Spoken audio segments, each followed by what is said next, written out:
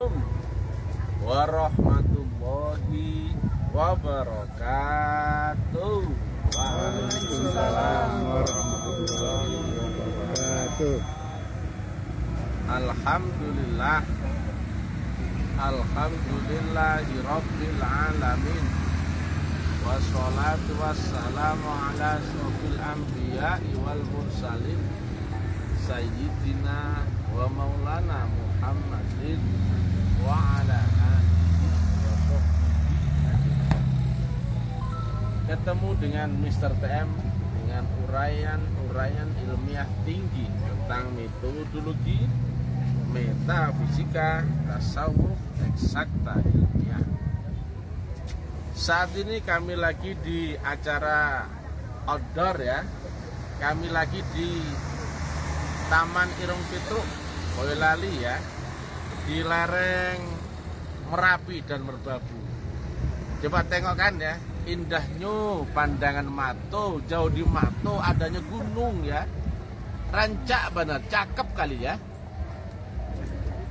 Cam mana lah Pak cakep ini kan? Nah, tengokkan dulu itu ya kan. Macam nampak apa ini surganya di dunia ini. Nah kan? Oke, kita lanjut ya.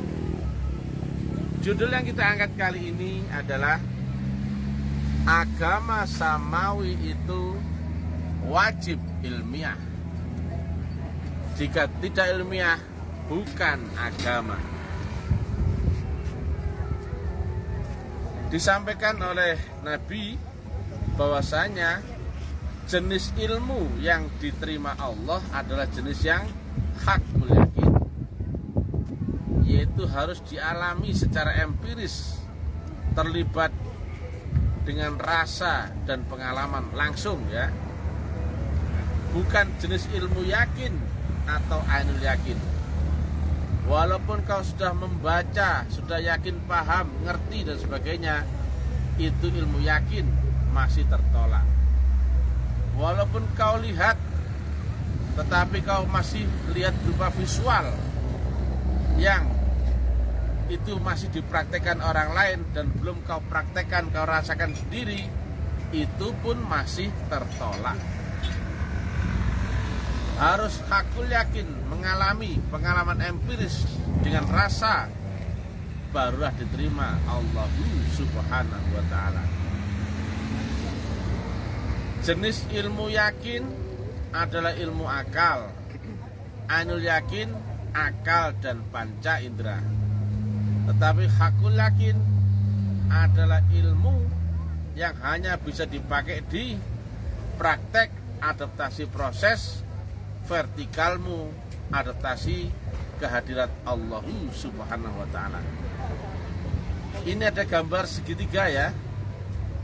Di sini ada batas bawah ya. Ini adalah batas bawah dunia.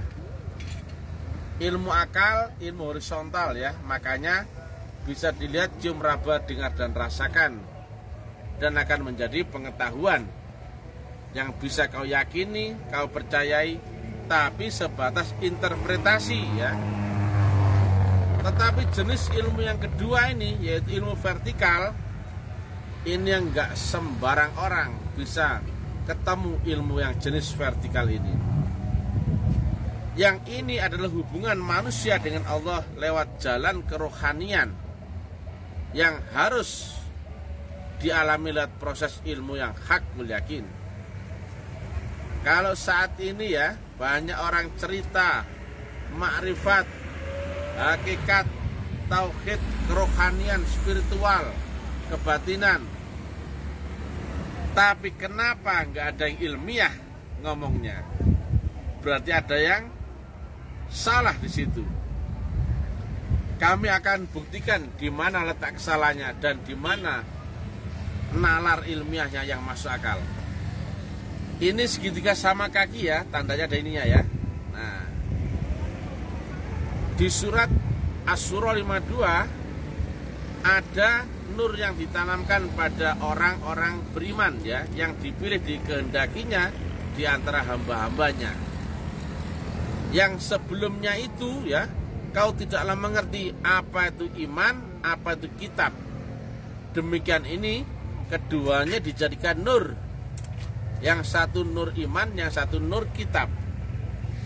Nur iman dan nur kitab seperti segitiga sama kaki ya. Dimanapun tingginya nur imanmu, disitulah tingginya juga nur kitab, pengetahuan ayat-ayat qatimnya. Ini adalah garis vertikal ya. Sedangkan nur iman dan nur kitabnya pasti akan sejajar. Di level langit pertama nur imanmu, maka nur kitabmu pasti ada di lapis langit pertama.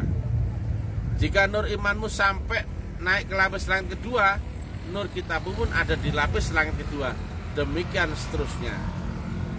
Maka jika jalan ruh semua, ruh itu lewat satu jalan yang sama, tidak ada jalan lain selain jalan vertikal ini, maka seluruh sudut pandang praktisi ruhani pasti akan ketemu kejadian yang sama, karena lewat proses yang sama dan lewat jalan yang sama.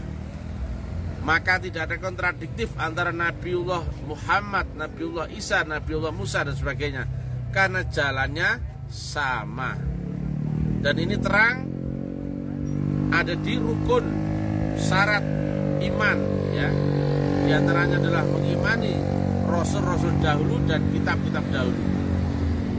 Nah, tetapi sekarang ya, banyak orang yang bukan pelaku kerohanian, yang mereka tidak bisa masuk ke dimensi akhirat, dia cuman di bawah batas ambang dunia saja, kemudian cerita makrifat. Itu impossible, nonsense ya.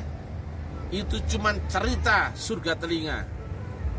Makanya mereka pasti menyampaikan agamanya walaupun seolah-olah hebat, penuh dengan dalil, kemudian hafal dengan kitab-kitab sebagai narasinya, tetapi satu saja, omongannya tidak akan ilmiah atau pasti banyak kontradiksinya. Inilah ya, nalar ya. Nah ini teori untuk bisa dipraktekkan, nggak sembarang orang bisa praktek ya.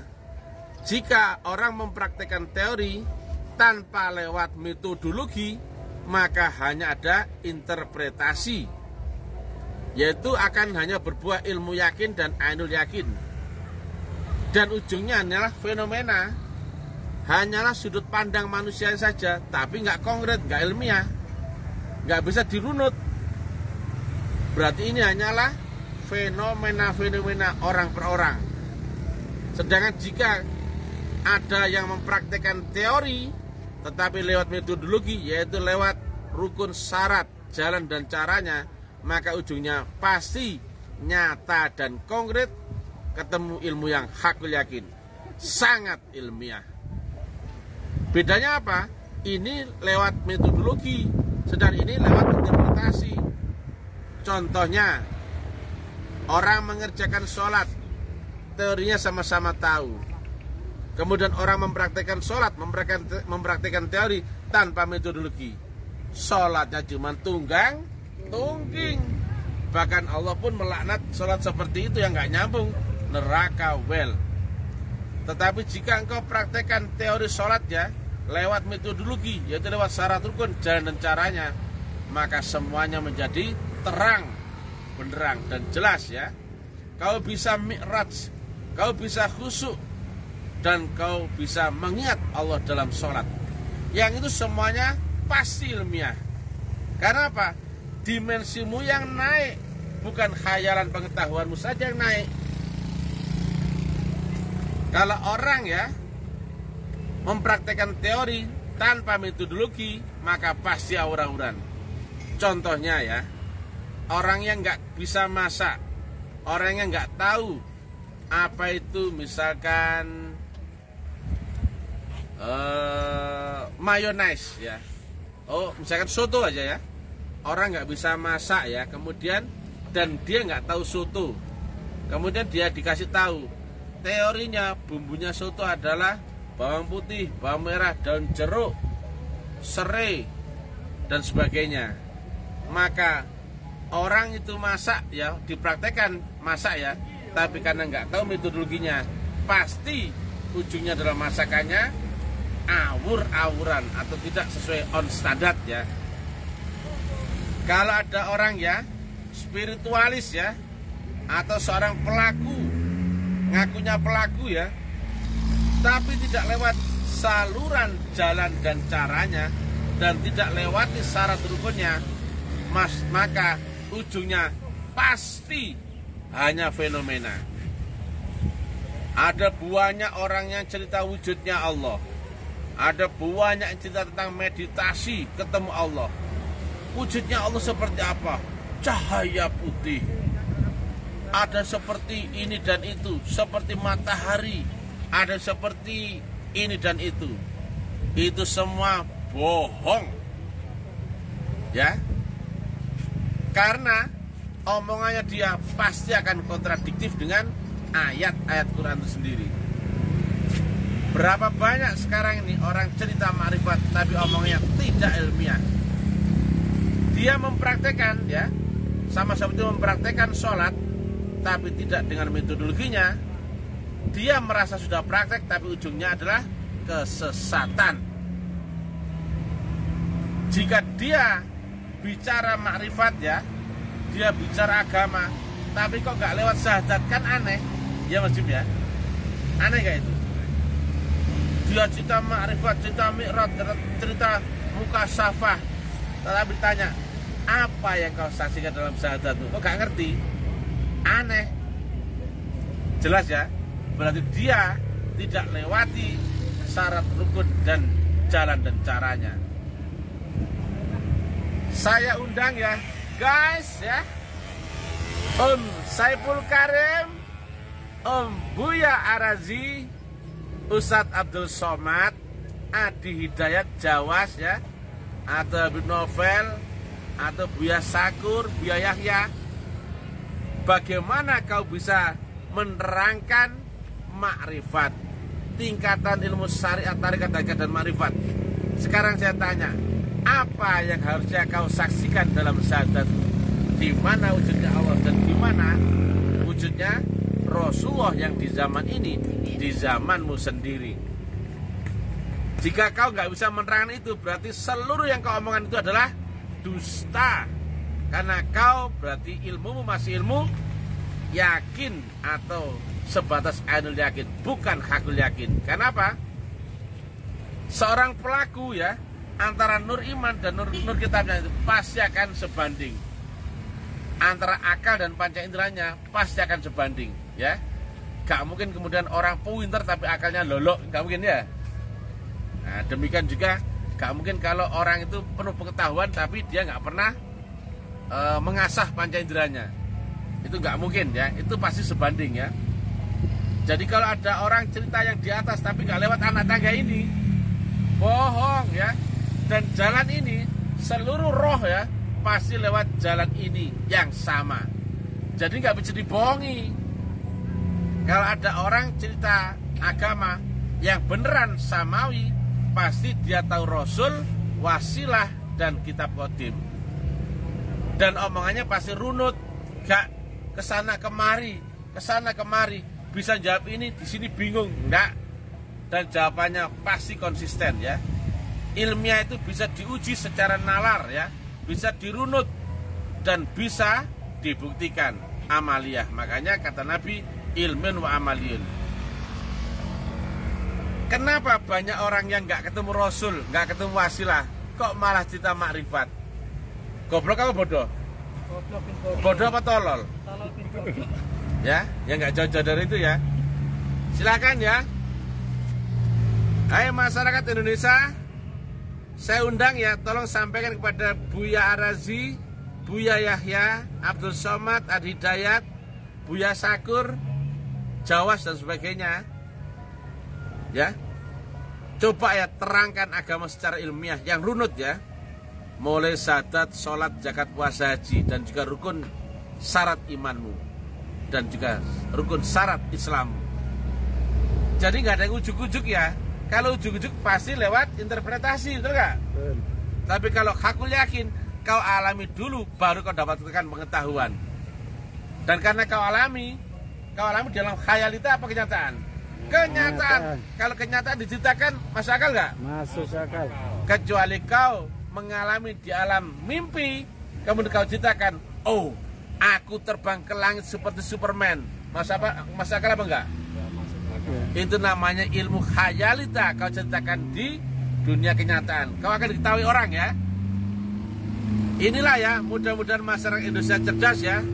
Jangan tertipu dengan omongan-omongan yang indah-indah, pedet melip ya. Ternyata omongannya tidak ilmiah. Zong besar. Oke, ngeri-ngeri sedap ya. Tunjukkan keindahan Irung Petruk Boyolali, tempat yang sangat indah. Tepuk tangan. Kasih tahu. Wah, kita lagi ada di tempat yang indah ya. Support untuk official Irung Petruk.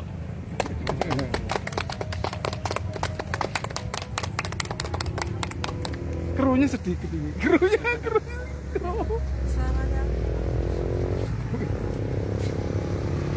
Oke guys, ya.